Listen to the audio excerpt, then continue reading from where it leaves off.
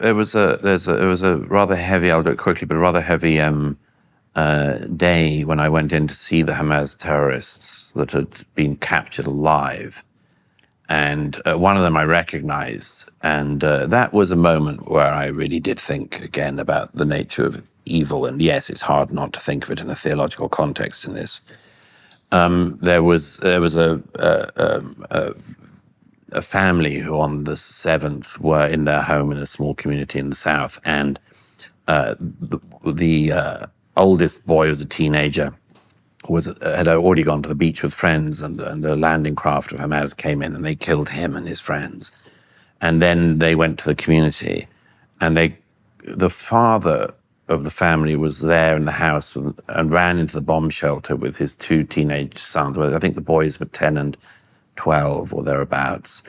And the terrorists came in, and the father, I've seen the video several times, it's pretty gruesome, but the father takes his 2 sons into the bomb shelter with him, and the Hamas throw a grenade in. And the father threw himself onto the grenade to save his sons.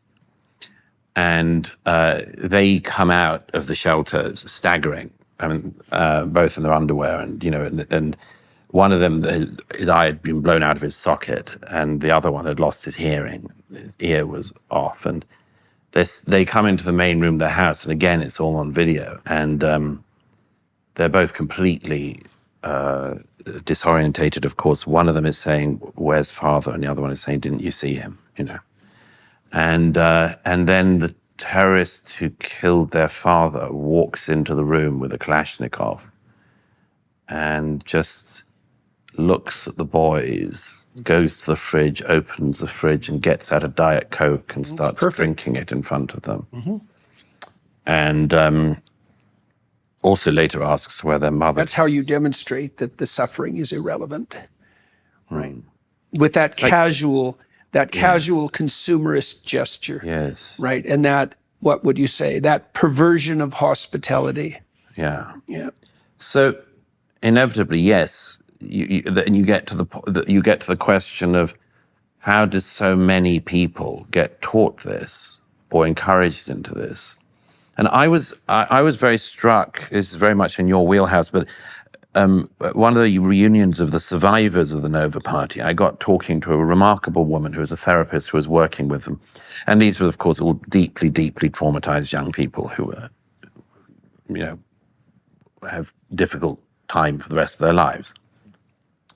But there was a therapist who'd been working with them who I spoke with who said to me then, and it was something I thought about a lot, which was, don't forget, Douglas, that a psychopath is probably born.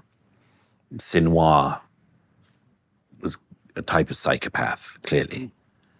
But she said, don't forget, sociopaths you have to make. And that was something I thought about a lot because, of course, what would happen if you had control of a civilian population like the almost 2 million people in Gaza, a population that doubled in the time that Israel was said to be doing a genocide there, by the way, but park that aside as a mere fact. What would you do if you had a civilian population for 18 years and you were a death cult and you ruled it? You would teach what Hamas taught in Gaza, which was to teach the young Gazan Palestinians how to join the death cult. In the Cain and Abel story, Cain's temptation is to nurse resentment in consequence of the failure of his second-rate offerings, instead of to learn. And he kills Abel, and he fathers the genocidal masses. Well, this is one of my conclusions about the nature of, specifically of anti-Semitism. It goes back to that Grossman quote, that it acts as a mirror to the failings of the person who suffers from it. So that, for instance, Israel's neighbors could notice that the society is GDP. The Abraham Accord signatories deigned to notice that, and thank God for some small mercy. That this country is doing awfully well considering the existential threat to it constantly from its neighbors since its creation, since literally the minute of its creation in 48. It has no land except desert. There's no water except there's no oil. the sea. There's no oil. It's the one darn bit of the region where there's no oil.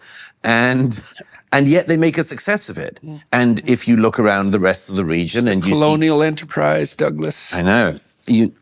But you look around the rest of the region, if you were Israel's neighbors in Jordan or Egypt or certainly, Gaza and Saudi, the Gulf, anywhere, it's a perfect subject for resentment. They're all victims of the colonial enterprise, right? They bear no responsibility for their own misery. There's endlessly someone to blame.